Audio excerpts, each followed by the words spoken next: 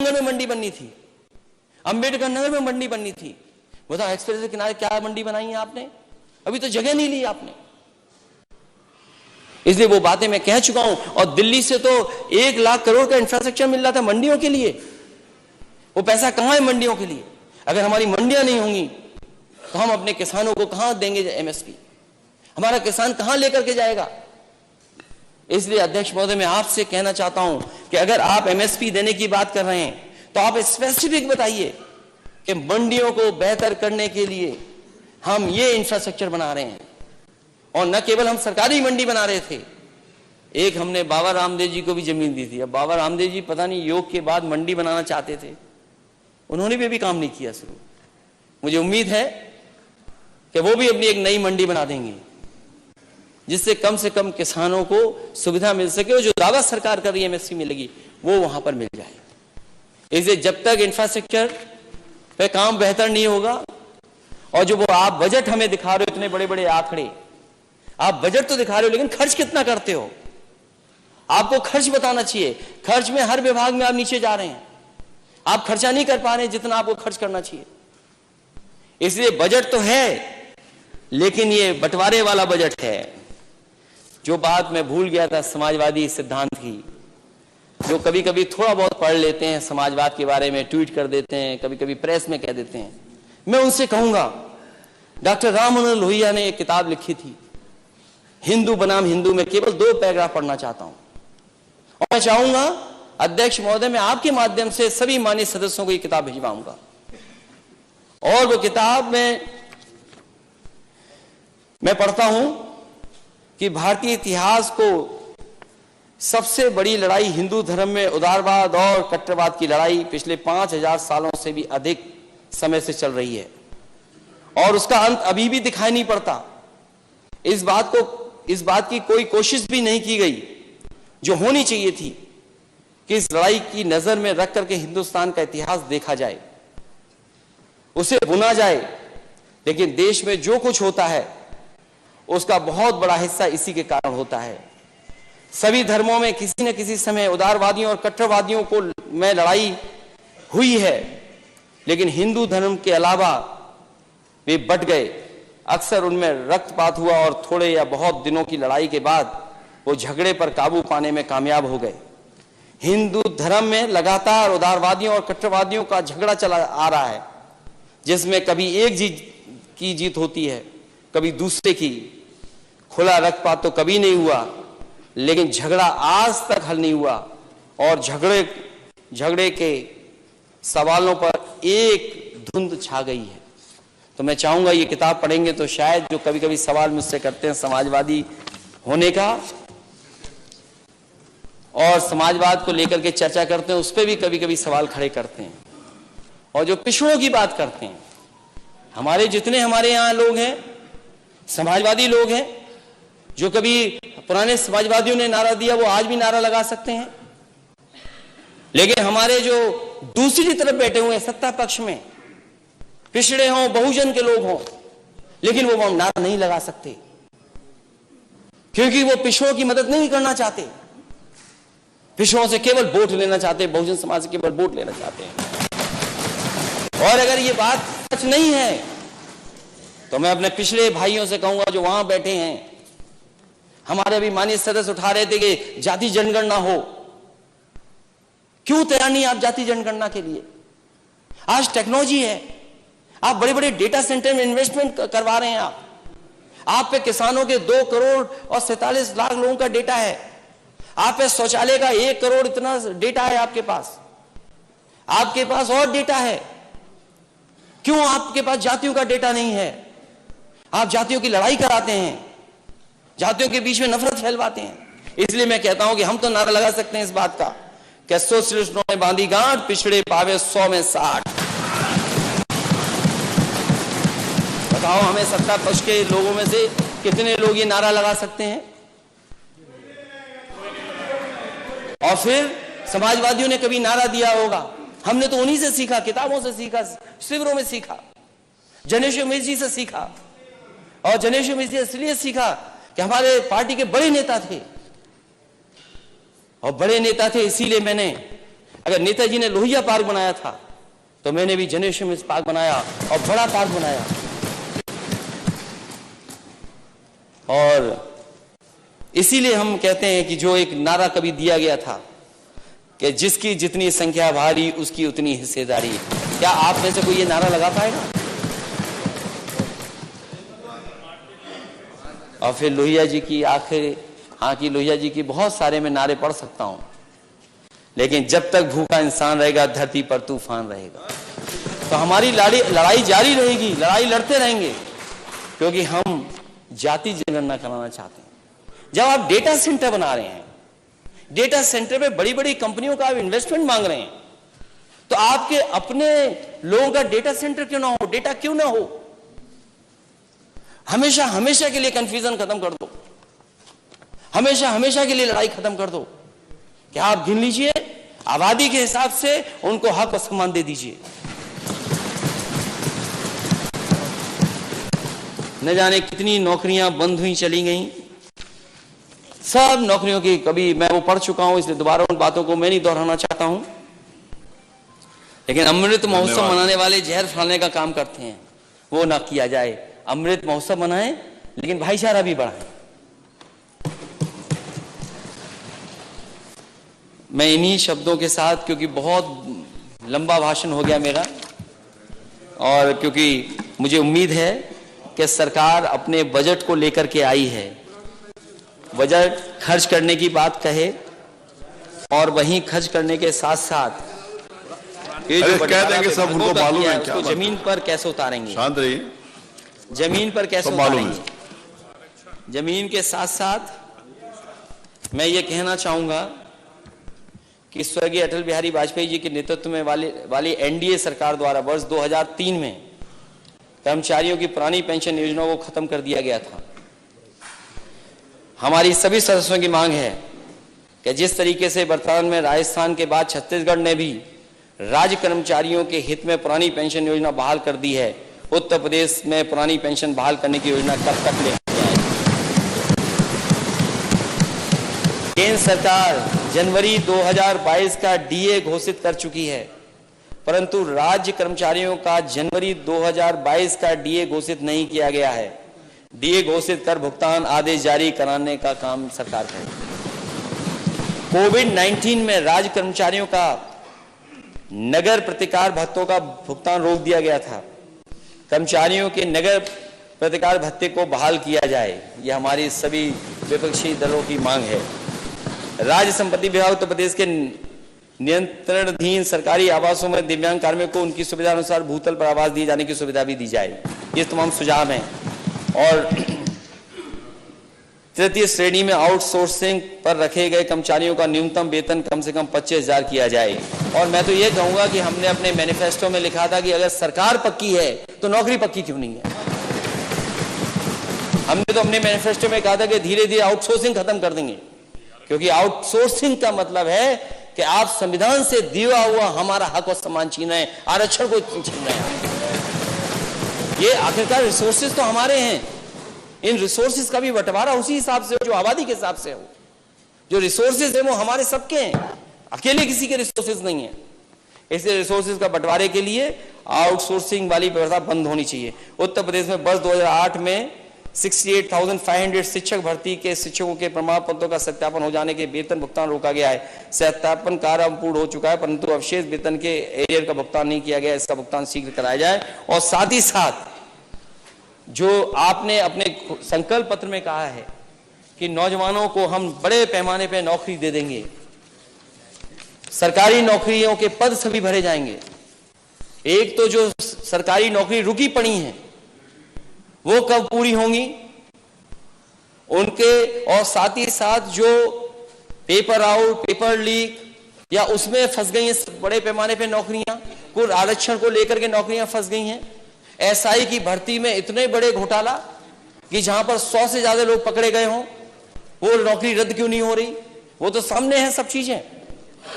इसलिए हम मांग करते हैं कि इन चीजों पे भी सरकार विचार करे। इन्हीं शब्दों के साथ मैं अध्यक्ष जी आपका और माननीय सदस्य सभी का बहुत बहुत धन्यवाद। नेता प्रतिपक्ष माननीय श्री ब्रजेश पाठक जी। माननीय अध्यक्ष जी, बहुत देर से हम लोग नेता प्रतिपक्ष की बातों को सुन रहे थे। बजट पर बोलने के बजाय उनका पूरा ध्यान समाजवादी व्यवस्था को लेकर के था।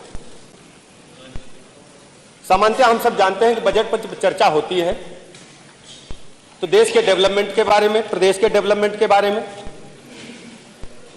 प्रदेश के चतुर्मुखी विकास के बारे में, सड़क, पानी, बिजली, स्कूल, अस्पताल के बारे में, किसानों के बारे में, महिलाओं के बारे में, नौजवानों के बारे में चर्चा करके चिंता करने का काम करते हैं। लेकिन नेता प्रतिपक्ष ने पूरा ध्यान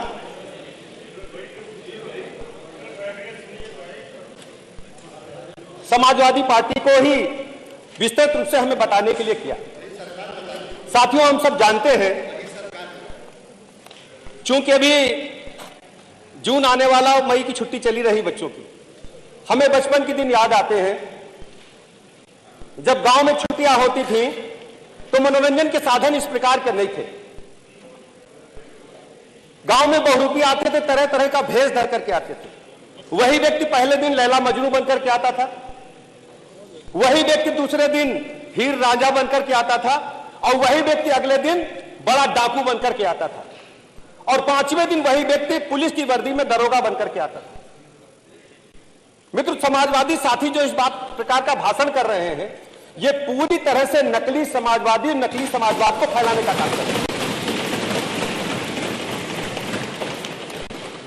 लेकिन उत्तर प्रदेश की जनता अच्छी तरह जानती है, उत्तर प्रदेश ने पूरे देश को चिंतक दिए हैं, विचारक दिए हैं।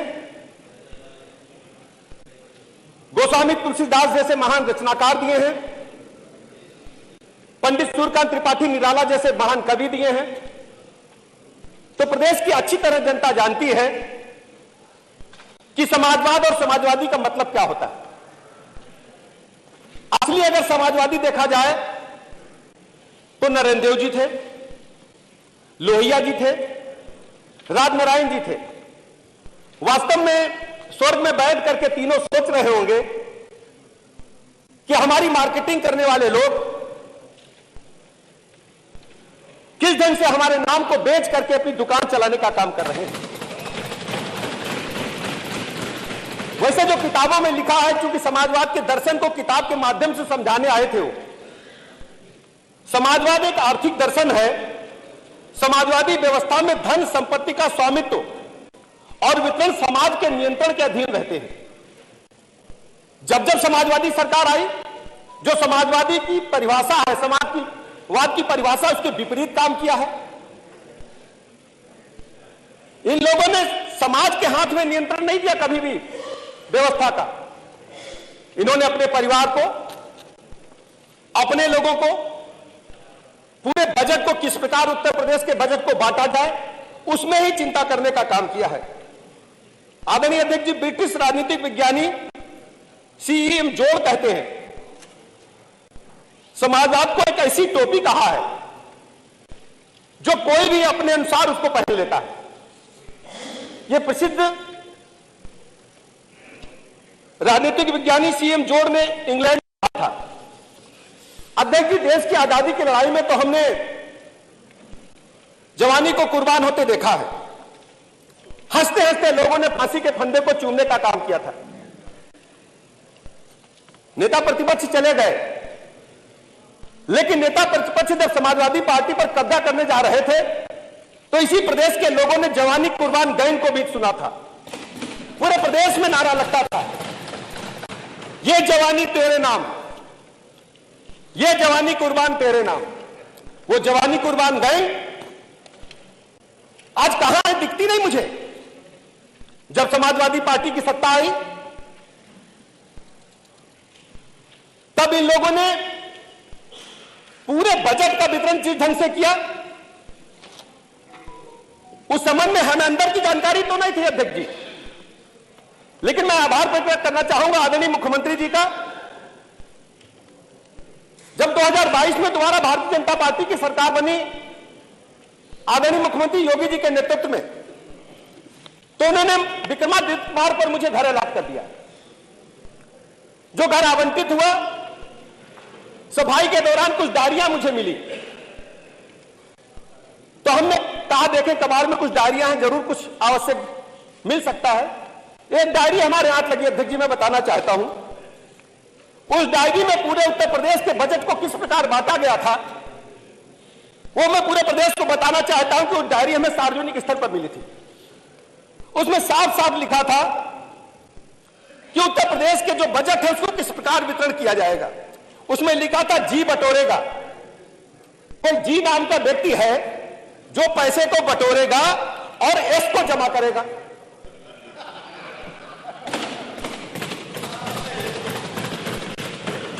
लेकिन जी जो है वो इतना महत्वपूर्ण है कि मुखिया की बात को नहीं सुनेगा, यानी तत्कालीन सीएम की बात को वो नहीं सुनेगा।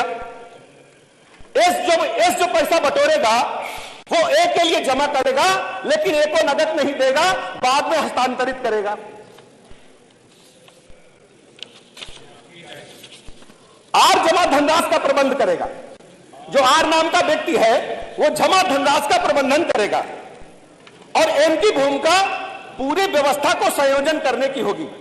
मेरे समाजवादी मित्र जो जान रहे होंगे वो इसकी डिकोड कर सकते हैं। इसकी डिकोड हमें नहीं मिली है कि एन और ए और एस कौन है, लेकिन समाजवादी साथी जानते होंगे, चले गए तो जरूर उनको अच्छा लगता अपने मित्रों की बात को सुनते हुए। आदरणीय अध्यक्ष जी, उत्तर प्रदेश के विकास के बजाय जब ये लोग सत्ता में रहे, चाहे इनके पिताश्री रहे हो, चाहे नेता प्रतिपक्ष रहे हो, प्रत्येक जनपद में दलालों का अड्डा बन गया था। लखनऊ में तो दर्जनों अड्डे खुले थे। जिस नोएडा की बात नेता प्रतिपक्ष कर रहे थे, नोएडा की जमीनों को खुलेआम पूरे देश में बेचा गया, लूटा गया और पैसे सरकारी फंड में नहीं जमा हुए, अपने व्यक्तिगत फंड में जमा हुए। और जिस बिल्डर ने पैसा नहीं दे पाया उससे इन लोगों ने पैसा नहीं लिया, कहा आधी जमीन हमें लाट कर दो। आदरणीय अध्यक्ष जी, अगर जांच हो जाए तो दूध का पानी का पानी हो जाएगा और हर जगह दलाली भ्रष्टाचार का अड्डा बनाया होता। नोएडा, गाजियाबाद। दूसरा सबसे बड़ा उद्योग इनके सामने क्या था? ट्रांसफर पोस्टिंग उद्योग। पूरी तरह से ट्रांसफर पोस्टिंग में खुलेआम दलाली के अड्डे थे। एक वाकया हम सबको याद होगा, सदन में सभी पुराने साथी बैठे हैं। एक मंत्री को खनन विभाग के मंत्री थे, राज्य मंत्री थे, 15 दिन पहले बर्खास्त हो गए लेन देन के झगड़े में, और 15 दिन बाद उनको उसी विभाग का कैबिनेट मंत्री बना दिया गया। और उनकी तस्वीर छपी थी कि अपने नेता के चरणों में बैठ करके पैर दबा रहे थे, पूरा जमा कर देंगे, हमें कैबिनेट बना दिया। कैबिनेट बन गए वो। जिस ढंग से लोकतंत्र की धज्जियां प्रदेश में उड़ाई गई, पूरा प्रदेश जानता है, किसी से तथ्य छुपे नहीं।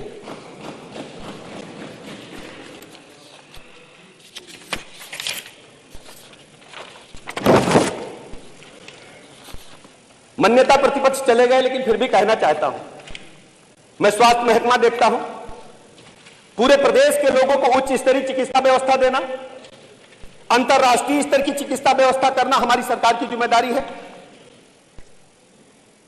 2012 से 17 तक समाजवादी लोग थे। उससे पहले जो भी सरकारें थी, भारतीय जनता पार्टी को बहुत लंबे समय के बाद सरकार बनाने का अवसर प्रदेश की जनता ने दिया। उत्तर प्रदेश में सरकारी चिकित्सा व्यवस्था का बुरा हाल था, लेकिन जब से आदरणीय मुख्यमंत्री योगी आदित्यनाथ जी ने सत्ता की कमान संभाली, उत्तर प्रदेश के सरकारी चिकित्सालय उच्च कोटि का काम कर रहे हैं। कोरोना महामारी के दौरान जिस ढंग से प्रबंधन हुआ है, आज पूरे दुनिया में उसकी चर्चा हो रही है। हम गए थे गुजरात में, देश के स्वास्थ्य मंत्रियों का सम्मेलन था। जापानी इंसेफ्लाइटिस के विषय में जब चर्चा वहां हुई, सभी स्टेट्स अपने अपने बेस्ट प्रैक्टिसेस को लेकर के आए थे। पूरे देश के लोगों ने माना कि उत्तर प्रदेश में आदरणीय मुख्यमंत्री योगी आदित्यनाथ जी के नेतृत्व में जापानी इंसेफ्लाइटिस पर बहुत बेहतर काम हुआ, लोग उसको बेस्ट प्रैक्टिस मानी। और कोरोना प्रबंधन के बारे में उत्तर प्रदेश राज्य नंबर 1 पर है।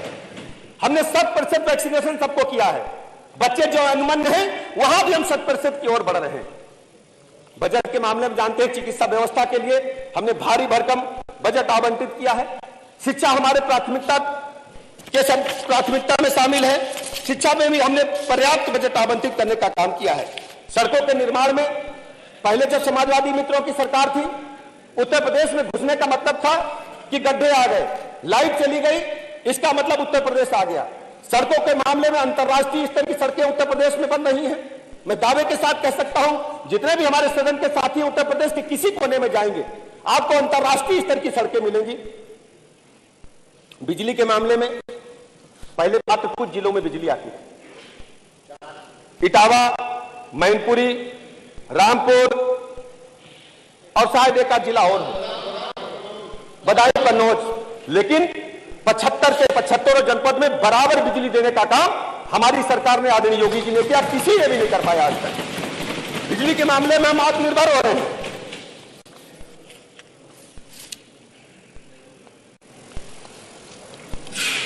जो हमारा 22-23 का बजट है, उत्तर प्रदेश को 1 ट्रिलियन अर्थव्यवस्था बनाने की दिशा में एक मजबूत कदम है।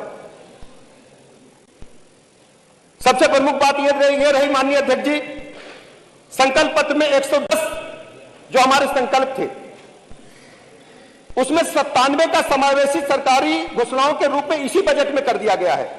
सरकार बनने कुछ ही दिन बाद इस प्रकार की घोषणा सरकार की ऐसी व्यवस्था को दर्शाता है कि हम सकारात्मक रूप से जो संकल्प पत्र में हमारे वादे हैं, उनको हम शीघ्रता से पूरा करना चाहते हैं।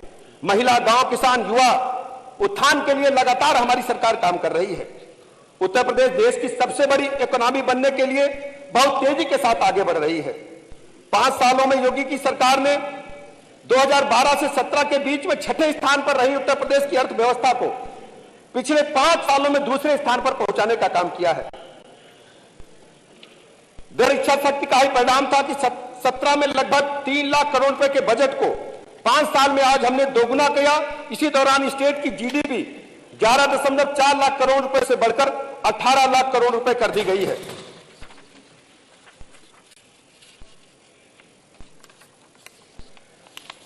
जब नेता प्रतिपक्ष का हम लोग भाषण सुन रहे थे, वास्तव में बहुत कष्ट हो रहा था।